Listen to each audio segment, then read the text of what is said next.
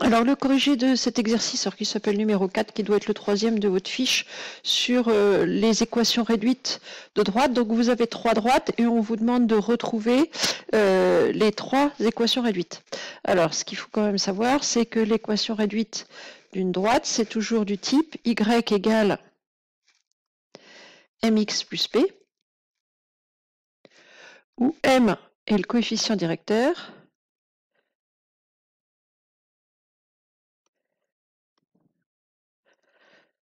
donc m c'est le coefficient directeur, et p c'est l'ordonnée à l'origine. Ordonnée à l'origine. C'est pas terrible mon affaire là. Donc, et ça se lit sans problème sur le dessin. Alors, l'ordonnée à l'origine, c'est ce qui est le plus facile à lire. C'est le niveau auquel la droite coupe l'axe des ordonnées. Alors, c'est ce qui est le plus facile à lire, sauf peut-être pour D3. On va y revenir, on va essayer de se débrouiller sans. Sinon, pour les autres, pour D1 comme pour D2, l'ordonnée à l'origine, pour D1, ça va être -2. Pour D2, ça va être 2. Donc, on va déjà noter ça. Alors, pour D1, alors, hop, on va mettre ça de côté. Alors, D1, alors, l'ordonnée à l'origine, P1 vaut -2. Et pour D2, l'ordonnée à l'origine, P2 vaut 2. Donc ce qui nous manque pour ces deux droites-là, on va déjà s'occuper de ça, c'est le coefficient directeur. Donc un coefficient directeur, je vous rappelle que pour le lire, il faut aller rechercher sur la droite 2 points dont les coordonnées se lisent plutôt bien. Donc si, oui, je vais commencer par D1. Pour D1, je peux commencer par ce point-là, l'ordonnée à l'origine, et puis prendre aussi celui-là. Et on les relie en passant par les lignes, au lieu d'y aller en ligne directe, on les relie en passant par le quadrillage. Et le coefficient directeur se calcule en calculant, en faisant le décalage vertical divisé par le décalage horizontal. C'est-à-dire que ça correspond au décalage vertical lorsque j'avance d'une unité. Alors ici, lorsque j'avance d'une unité, en plus, vu l'unité choisie sur le dessin, c'est encore moins facile à voir. Donc je ne sais pas trop, on voit que c'est pas beaucoup, c'est sans doute inférieur à 1. Donc on va le calculer en reliant 2 points un peu plus loin l'un de l'autre que 2 points à une unité d'écart, et on va faire le décalage vertical divisé par le décalage horizontal. Donc ici le décalage vertical, alors il faut faire attention à l'unité, c'est un carreau, c'est vrai, mais c'est 2 en unité, et à l'horizontale, 1, 2, 3, 4, donc c'est 4 carreaux, mais c'est 8. Alors, ici, si vous avez mis 1 sur 4 au lieu de 2 sur 8, c'est pas grave, c'est la même fraction. Il faudra quand même être très vigilant si jamais vous n'avez pas la même unité sur les deux axes. Ici, on peut se permettre de compter en carreau puisque, de toute façon, un carreau, ça vaut 2 dans les deux axes. Mais si vous aviez ici 1 et puis 2 en ordonnée, il faudrait vraiment faire très attention à bien prendre le décalage vertical en suivant les unités et le décalage horizontal en suivant les unités aussi. Pas forcément les carreaux. Donc je répète, les carreaux, si c'est la même unité, pas de souci. Si c'est pas la même unité, méfiance.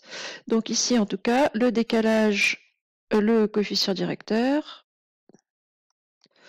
donc ça va être décalage vertical 2 divisé par décalage horizontal 4. 8, pardon. Voilà, j'ai écrit des bêtises, moi. C'est-à-dire 1/4. Donc l'équation de D1, l'équation réduite, c'est y égale 1/4 de x moins 2. Donc voilà pour la droite D1. Pour la droite D2, on va faire la même chose. Alors on va prendre 2 points aussi. Alors celui-là il est bien, il m'en faut un deuxième. Moi je propose de prendre celui-ci. Et on va les relier en passant par les lignes. Alors toujours quand vous les reliez, faites très attention à bien aller dans le sens des x croissants, dans le sens de lecture. Notamment par rapport au signe du coefficient directeur. Ici j'ai une droite qui descend. qui correspond à une fonction affine décroissante. Qu'est-ce que je voulais dire? Donc le coefficient directeur va être négatif. Bon, alors il y en a qui ont tendance à dire, alors moi en première, mais ben non, vous voyez bien qu'elle monte. Oui, quand on dit elle monte ou elle descend, il faut se mettre d'accord sur le sens, parce que n'importe quelle pente, suivant le sens dans lequel vous la prenez, ça va monter ou ça va descendre. Bon, bah pour les fonctions comme pour les droites d'ailleurs, on donne comme sens de parcours le sens des x croissants, c'est-à-dire dans le sens de lecture de la gauche vers la droite. Donc quand vous prenez vos points, reliez-les de la gauche vers la droite, comme ça vous allez voir clairement si ça monte ou si ça descend. Ici, ça descend. Alors le coefficient directeur, en attendant, parce que revenons à nos moutons, le coefficient directeur, ça va être égal à, alors décalage vertical moins 2, divisé par le décalage horizontal, 6, qui fait aussi moins 1 tiers.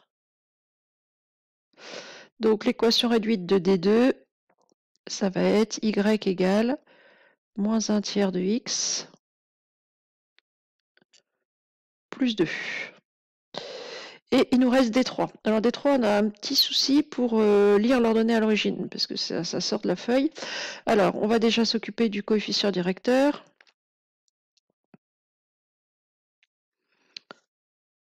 Alors, D3. C'est ça. Bon, c'est pas grave. Alors, le coefficient directeur, donc je peux prendre, je sais pas, moi, ce point-là, par exemple. J'ai pas trop le choix, en fait. Et celui-ci. Je les relie.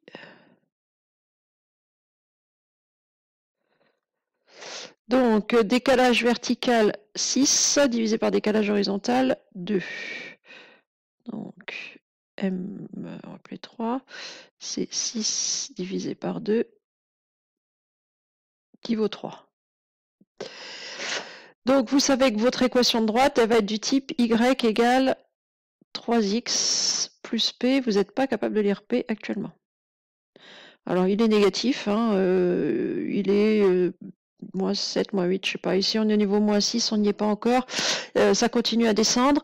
Ouais, je serais bien tentée par le moins 6, moi. Bon, mais il n'empêche qu'il faut le trouver, le coefficient p. Alors, comment on va s'y prendre? Bah, dans ce cas-là, quand il vous manque l'ordonnée à l'origine, ce que vous pouvez faire, c'est prendre les coordonnées d'un point de votre droite, et comme votre point il est sur la droite, ces coordonnées vont vérifier l'équation. Donc on peut prendre le point 4 de coordonnées 4, 4 par exemple. C'est-à-dire que lorsque je remplace x par 4, le calcul 3 fois 4 plus p doit me donner 4, puisque le point, donc je peux l'appeler A. Allez, pourquoi est-ce que ça ne veut pas écrire? A, bon. Voilà. Bon, je sais pas, c'est un caprice. Alors. Donc A de coordonnées 4, 4, il appartient à la droite. Ce qui veut dire que si je remplace x par l'abscisse de A, par le x de A, le calcul 3 fois x, donc 3 fois 4 ici plus p, doit me donner l'ordonnée, le y de A. Donc 3 fois 4 plus p doit être égal à 4. C'est-à-dire 12 plus p égale 4, ce qui fait que p va être égal à 4 moins 12, qui fait moins 8. Donc l'équation de D3, c'était y égale 3x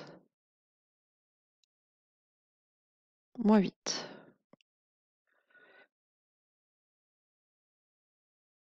Alors, on pouvait s'en douter un petit peu, hein, parce que on peut voir ici qu'en un carreau, on descend de 3 étages, si je compte en carreau. Donc ici, pour revenir sur cette ligne-là, je vais descendre de 3 carreaux. Donc je vais descendre de 3 étages, 3 carreaux, et donc je vais me retrouver au niveau moins 8. Bon, mais en tout cas, là, on l'a fait par le calcul. Alors, je l'ai fait avec le point de coordonnées 4, 4. Si vous prenez ce point-là de coordonnées 2, moins 2, vous allez faire un calcul différent, mais vous allez trouver la même ordonnée à l'origine. Voilà, c'est tout pour cet exercice.